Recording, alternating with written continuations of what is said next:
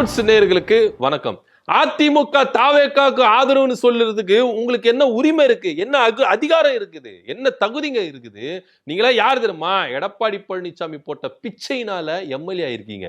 உங்களுக்கெல்லாம் அதிகாரமும் கிடையாது, தகுதியும் கிடையாது. நீங்க யாருங்க சொல்றது தாவேகாவுக்கு ஆதரவுன்ட்டு? நீங்க சொந்த மாவட்டத்திலேயே உங்களால ஜெயிச்சு வர முடியல. ஆனா நீங்க இன்னைக்கு எடப்பாடி பழனிசாமி ஒதுக்குறீங்களா அப்படின்னு பல கேள்விகளை சரமாரியான கேள்விகளை இபிஎஸ் தரப்புல என்ன பண்றாங்க கேட்டிருக்கிறாங்க. சிவி சண்முகம் தரப்பினருக்கு ஒரு தக்க பதிலடி அப்படின்னு சொல்லலாம். பொறுமையா இருந்தாருங்க எடப்பாடி பழனிசாமி. எந்த அளவுக்கு மனுஷ பொறுமையா இருக்கணுமோ அந்த அளவுக்கு பொறுமையா இருந்தாரு. இன்னைக்கு என்ன பண்றாரு? எகிரி அடிக்க ஆரம்பிச்சிட்டாரு. வாப்பா பாத்துக்கலாம், நீயா நானா அப்படின்னு. என்ன யாருப்பா நீ ஒதுக்குறது? இன்னமும் பொதுச் செயலாளர் நான் தான். ஆனா உண்மையில அதானங்க உண்மை. எடப்பாடி பழனிசாமி தான் பொதுச் செயலாளர். அதிமுக அத்தாரிட்டி பவர் யாருக்கிட்ட இருக்குன்னா எடப்பாடி பழனிசாமி கிட்ட தான் இருக்கு. இன்னும் சொல்ல போனா சட்டமன்றத்து குழு தலைவர் எஸ்பி வேலுமணி, விஜயபாஸ்கர் அப்படின்னு சிவி சண்முக காலையில சொன்னார்ல, அதெல்லாம் இங்க சீனுக்கு ஆகாது.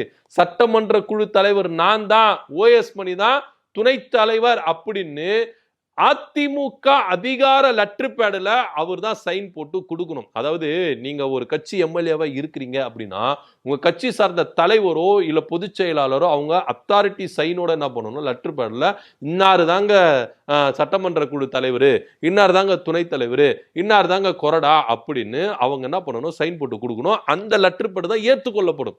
நீங்க 30 எம்எல்ஏ இல்ல 40 எம்எல்ஏ இல்ல 50 எம்எல்ஏ கூட வாங்க, அதெல்லாம் கிடையாது. உங்க தலைவர் லெட்டர் பேடு எங்கங்க? உங்க கட்சி தலைவரோட சைன் எங்கன்னு சட்டமன்றத்துல சட்டப்பேரவை தலைவர் கேட்பார். சோ அப்படி பார்த்தோன்னா எடப்பாடி பழனிசாமி தான் சட்டமன்ற குழு தலைவர் அப்படின்றதுல எந்தவித மாற்று கருத்துல நினைச்சுங்க. ஒருவேளை இந்த 30 எம்எல்ஏவும் தாவேக்காவுக்கு ஆதரவு கொடுத்தா இவங்க மேல கட்சி தாவல் சட்டம் கொண்டு வர முடியுமா அப்படின்னா முடியாது.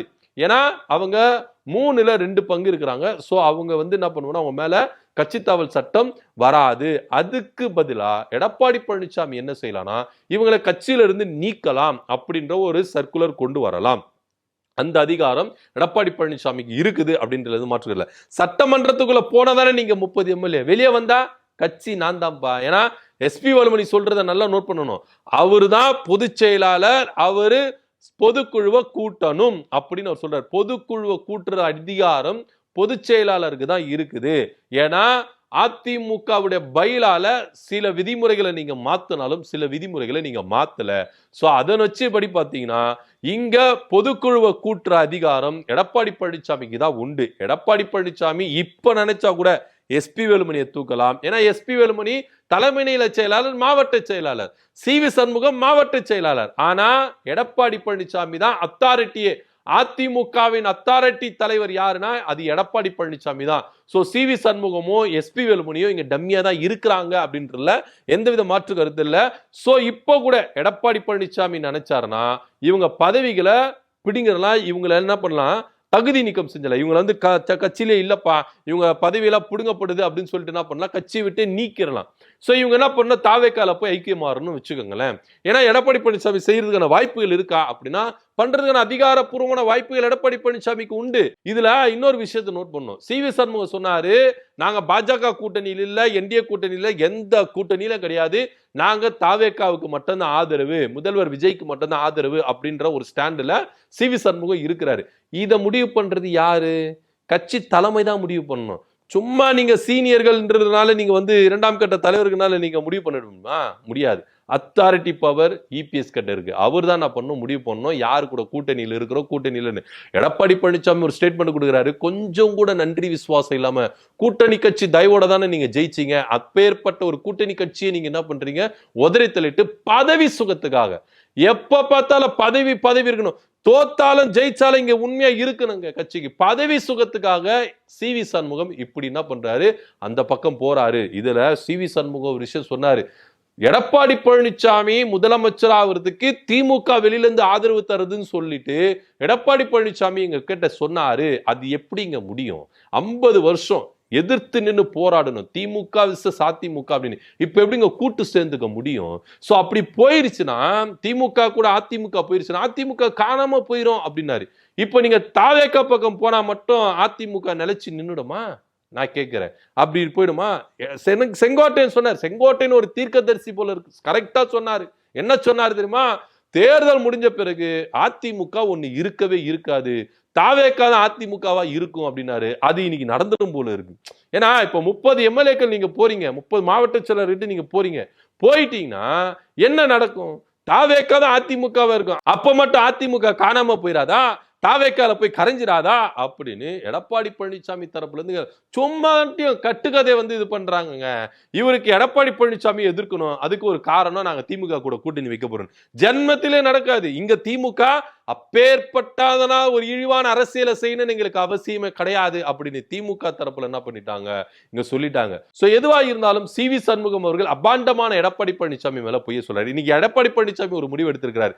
நாங்க எந்த கட்சிக்கு ஆதரவு கிடையாது, திமுக ஆதரவு கிடையாது, தாவேக்காவுக்கு ஆதரவு கிடையாது, எந்த கட்சிக்கு ஆதரவு கிடையாது. இன்னும் சொல்ல போனா நம்பிக்கை வாக்கெடுப்புல தமிழக வெற்றி கழகத்துக்கு எதிராக தான் நாங்க வாக்களிப்போம் கண்டி ஆதரவா வாக்களிக்க மாட்டோம். இன்னும் சொல்ல போனா 47 எம்எல்ஏக்கள் முன்னாடியே கையெழுத்து போட்டு கொடுத்துட்டாங்க.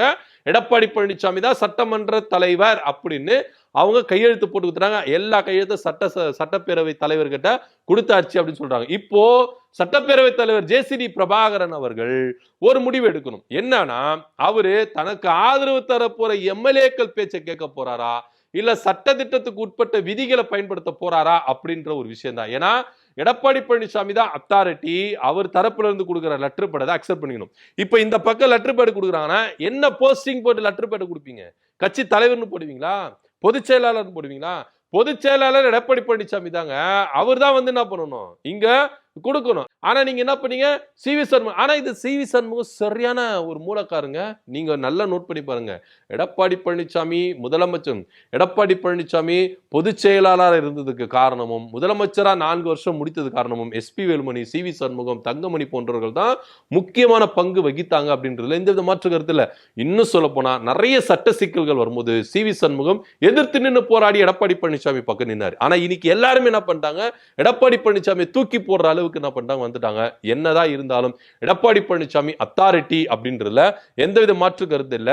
இன்னைக்கு சசிகலா அவர்கள் சொல்றாங்க, என்ன சொல்றாங்க, இததான்ப்பா நான் தலப்படா அச்சுக்கிட்டேன், எங்கப்பா நீங்க கேட்டீங்க, ஒன்றினு சொன்ன கேட்டீங்களா அப்படின்னு அவங்க ஒரு பக்கம் புலம்புறாங்க.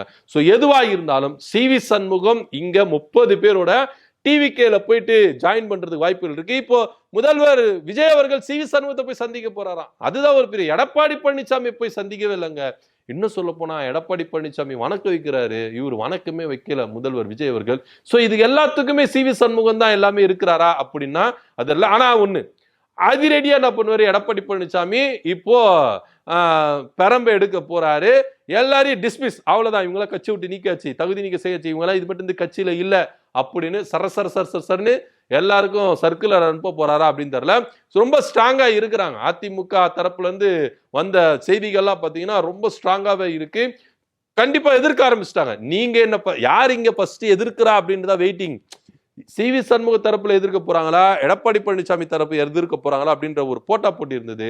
இதுக்கப்புறமா வெயிட் பண்ண வேலைக்கு ஆகுது. சி.வி. சண்முகத்தை தீக்கி என்ன பண்ணாரு, அடிச்சாரு. காலாங்கத்துல என்ன பண்ணாரு, நாங்க தாவேக்காவுக்கு ஆதரவு கொடுக்குறோம், எடப்பாடி பழனிசாமி இதை என்ன பண்ண பரிசீலனை பண்ண, பொதுக்குழுவை கூட்டுங்க, ஆலோசிங்க, எல்லாரும் டபாடிமின்னு பேசிட்டாரு. இதுக்கு அடுத்தது எடப்பாடி பழனிசாமி எகிரி அடித்தாரு பாருங்க. நீ என்னப்பா 8 அடி, நான் 16 இல்ல 32 அடி பாயிரும் சொல்லிட்டு இறங்கி அடிச்சாரு. இன்னைக்கு சி.வி. சண்முக தரப்புல பயந்து போயிரு. ஏன்னா அவங்க தான் என்ன பண்றாங்க, எடப்பாடி பழனிசாமி தான் பொதுச் செயலாளர், அவர் எடுக்கிற முடிவு தான் சொல்ல முடியாது. சி.வி. சண்முகத்தை கட்சி விட்டு நீக்கிட்டா என்ன பண்ணுவாரு, எஸ்.பி. வேலுமணி கட்சி விட்டு தூக்கிட்டா என்ன பண்ணுவாரு, ஒன்னும் பண்ண முடியாது. பவர் அத்தாரிட்டி அவர்கிட்ட தானே இருக்கு. சோ ஆனா அதிமுக அப்படின்றது உடையுது, பிரியுது, அதுல எந்த வித மாற்று கருத்து இல்ல. சோ இப்போ யாருடைய லெட்டரை இங்க அக்செப்ட் பண்ணிப்பாங்க, யாரு சட்டமன்ற குழு தலைவராக இருப்பாங்க.